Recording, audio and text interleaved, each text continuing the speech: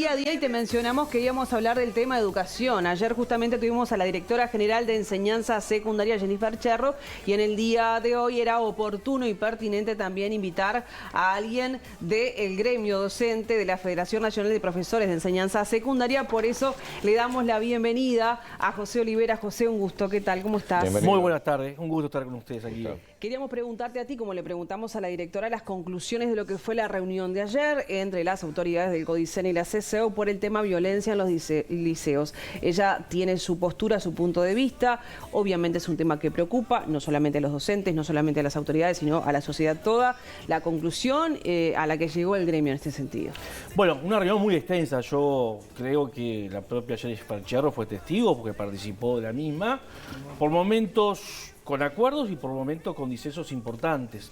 Sobre todo porque hay dos o tres cuestiones que nos parece que en el CODICEN de la ANEP, no en el caso de la directora general de secundaria, con la cual tuvimos en la reunión de ayer una enorme coincidencia, la dificultad de aceptar ciertos datos de la realidad. Primero, un dato concreto. La violencia está instalada como un fenómeno social. Si yo no puedo juntar en un estadio de fútbol a dos hinchadas en una misma tribuna, tengo un problema como sociedad. Y esos hechos de violencia repercuten dentro del centro educativo, no es que se generen dentro del centro educativo. Lo segundo es que no podemos pretender que esos hechos de violencia que son estructurales a la sociedad se resuelvan desde la educación exclusivamente. Claramente la educación tiene un papel importante, sobre todo en la formación de las nuevas generaciones, en otras pautas de convivencia que no sean la violencia, pero por sí sola no lo va a resolver.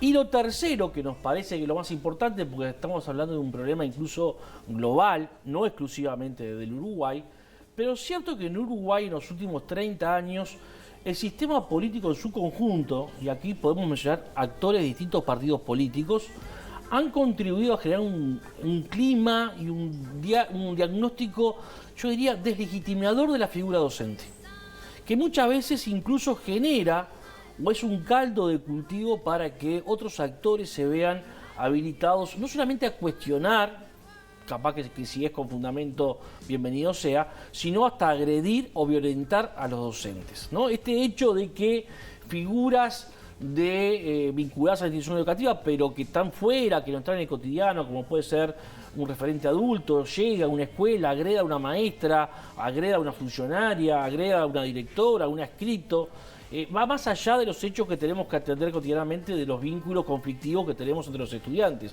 Lo cual habla que en la sociedad se ha habilitado, producto de esa política de descrédito hacia los docentes, donde, reitero, el sistema político en su conjunto es responsable, ¿no? Una suerte de estado de situación donde todo el mundo se ve habilitado ya no solamente a cuestionar lo que hacen los docentes, sino también hasta agredirlos o violentarlos en el ejercicio de su función.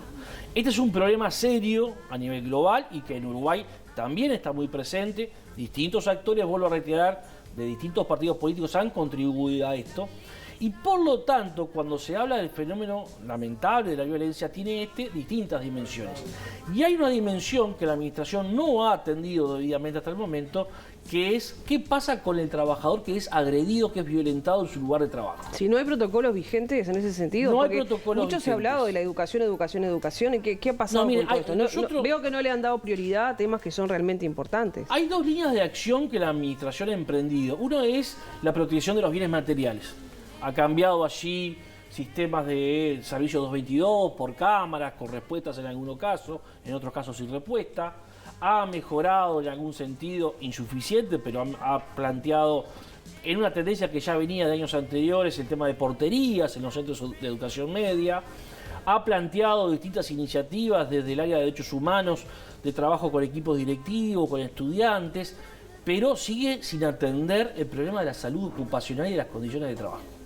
Y este es un problema grave porque la ANEP tiene más de 50.000 funcionarios en toda la administración y es la responsable de garantizar las condiciones de trabajo y su salud ocupacional. Y no hay líneas de acción en este sentido. Se venía trabajando en los últimos 15 años en una lógica tendencial de ir corrigiendo esto, se ha interrumpido ese trabajo y por lo tanto lo que le hemos planteado ayer a la administración, felizmente aceptó, después de más de 3 horas de debate e intercambio, trabajar desde un grupo de trabajo este aspecto que también es muy importante, porque si yo no cuido del que cuida, tengo un problema como administración. Olivera, ¿y qué se tendría que hacer en ese caso entonces? ¿De qué manera se puede cuidar al docente, como dice usted? Bueno, hace falta mejorar las condiciones de trabajo y de aprendizaje. Uno de los problemas que tenemos, voy a hablar de educación media, que es lo que más conozco. Si yo comparo 2022 con 2019, se han perdido más de 560 grupos en la educación secundaria. Esto ha llevado a que haya aumentado la cantidad de estudiantes por grupos. Y esto es aumentar la cantidad de personas, individualidades. ¿Es por la falta de docentes? No, es producto del recorte presupuestal. Esto es producto directo del recorte presupuestal. Entonces yo tenía grupos de 20, 25 estudiantes y hoy tengo grupos de 30, 35. Eso es multiplicar los problemas. Carecemos de equipos multidisciplinarios que puedan atender en un número razonable al conjunto del estudiantado. Hay 3 aspectos que dijimos post pandemia que la administración, y ahí la responsabilidad directa es del presidente o del expresidente del CODICET de la ANEP, que hizo otras opciones políticas que no se atendieron debidamente en la post pandemia. Uno era los hechos de violencia que se comenzaban a generar increyendo en la vinculación entre los propios estudiantes. El otro era el problema de salud mental. No se atendió. No hubo una política desde la administración. Ayer la directora mencionaba que se tomaron más psicólogos para los liceos, sí. Mencionó la cifra, yo no la recuerdo hoy. Sí, 60 y pico, 70, pero... Y después también hay un superávit de ganancia por parte de secundaria particularmente, con déficit cero, ¿no? O sea, bueno, ¿está mal distribuidos los recursos? En esas dos cosas me refiero, psicólogos aparentemente hay... Que sería un punto fundamental para docentes y estudiantes sí, también. Pero fíjate que tenemos más de 300 centros educativos a lo largo y ancho del país. 70 psicólogos cubre una parte de ese problema o ese territorio. No cubre todo. Indudablemente son insuficientes porque a veces estamos destinando un psicólogo para atender 2.000 estudiantes. Es imposible que se haga un trabajo de apoyatura en serio, sistemático, a una comunidad educativa con esa característica. Lo segundo importante a señalar es que secundaria ha sido la más afectada por el recorte presupuestal. Es más, diríamos, más del 80% del recorte presupuestal en la Administración Nacional de Educación Pública salió de recortes a secundaria. Y esos recortes, perdón, se dan en los recursos humanos que requiere secundaria, se dan en el mantenimiento de los edificios. ¿Por dónde van esos recortes? Básicamente en esta cuestión que fue eliminar grupos, ¿no?, de distintos niveles, tanto en lo que ahora es 7º, 8º y 9º, conocido como EBI, como en bachillerato. Reitero, el último dato oficial, está publicado en la página web de la ANEP, entre 2019, si yo comparo 2019 con 2022, que es el último dato disponible, se perdieron en secundaria 564 grupos. Ahora, yo le pregunto con relación a esto, ineludiblemente, y creo que todos sabemos, la tasa de natalidad de nuestro país ha ido descendiendo y de hecho esto ha impactado muchísimo también en las instituciones, tanto públicas como privadas. El hecho de que hayan desaparecido grupos y que otros grupos o que otras instituciones hayan aglomerado, por utilizar una palabra, mayor cantidad de estudiantes, ¿no significa una reoptimización de un número cada vez más decreciente de estudiantes de secundaria, que es una cuestión que se está dando en el país? ¿Sabes lo que pasa? Que si se hubiese aprovechado esa situación, tendríamos que haber trabajado en mejorar las condiciones de aprendizaje y las condiciones de trabajo. Y se está haciendo lo revés. Porque lo que nosotros estamos viendo, que una lógica tendencial que venía de los últimos 15 años de ir a grupos de 25 estudiantes, se ha revertido, incluso con la pérdida de más de 20.000 estudiantes en toda la ANEP, a un aumento de la cantidad de estudiantes por grupo.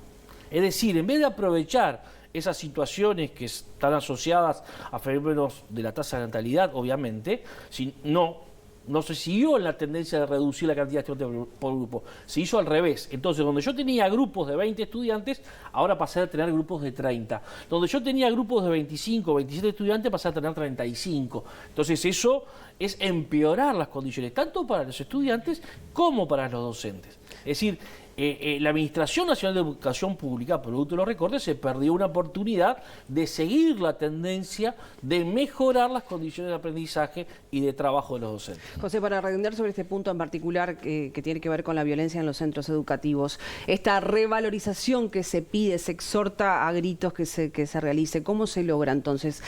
Yo pienso a mediano plazo, porque capaz que en lo inmediato no, pero a mediano plazo, ¿ustedes ven o vieron junto a las autoridades alguna salida? Mira, nosotros mañana estamos invitando a todos los partidos políticos que van a estar compitiendo en las elecciones de octubre a un acto público donde vamos a presentar 2 documentos. Uno de carácter mundial, que emerge nada más ni nada menos que de un grupo de altos expertos convocado por el secretario general de las Naciones Unidas, promovido por una organización sindical mundial de la educación, que comenzó a advertir los efectos negativos y las consecuencias negativas que la pandemia particularmente estaba generando sobre el cuerpo docente a nivel mundial. Ese grupo estableció 59 recomendaciones para el personal docente. Desde la década del 60 del siglo pasado, ni la UNESCO ni la OIT había discutido la situación del personal docente, o sea que esto es algo que urge a nivel global, regional y nacional. Y a su vez vamos a estar presentando medidas concretas o propuestas concretas para el Uruguay en el marco de la Coordinadora del Sindicato de la Enseñanza del Uruguay.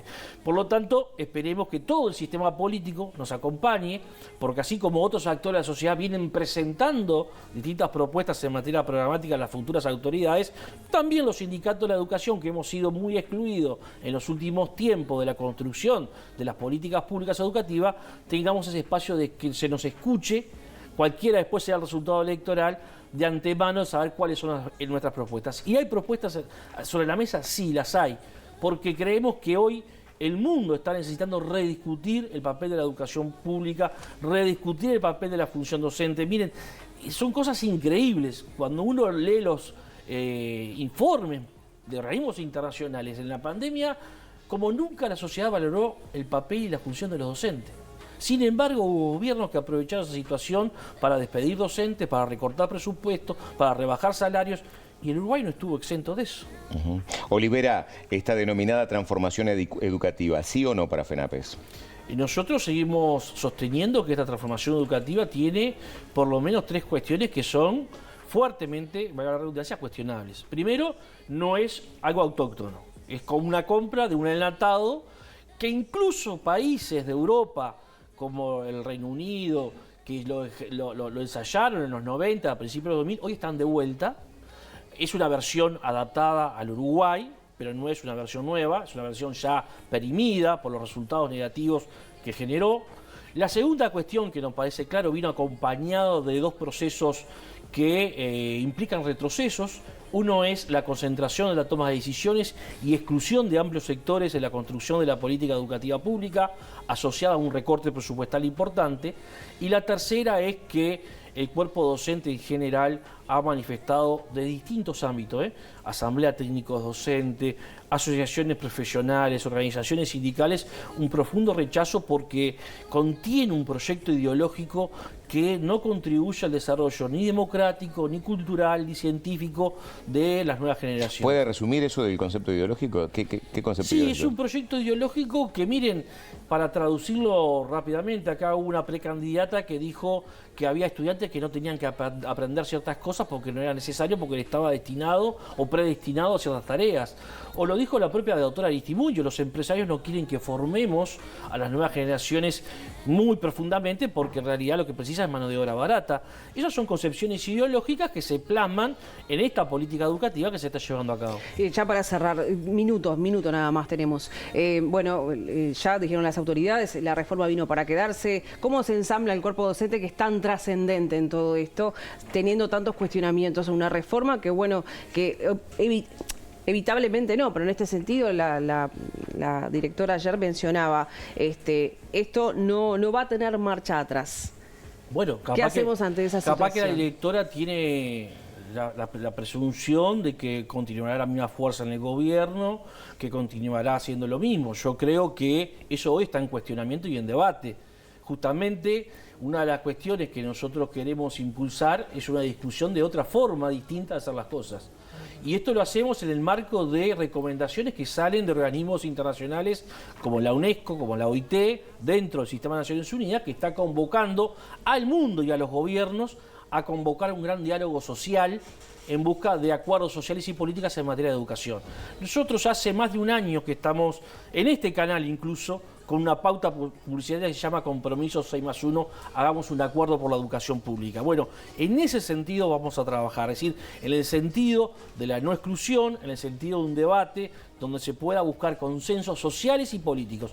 Los partidos políticos han hegemonizado la política educativa, la han tomado como un botín de guerra, y eso es un problema porque Uruguay no puede construir o no puede darse el lujo de seguir construyendo reformas educativas cada 5 años.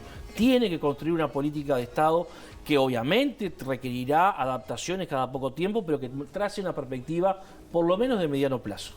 Bien, José Olivera, por el día de hoy agradecemos al representante de FENAPES que haya estado aquí en Día a Día. Muchas gracias. No, gracias a usted, ha sido un gusto. gusto.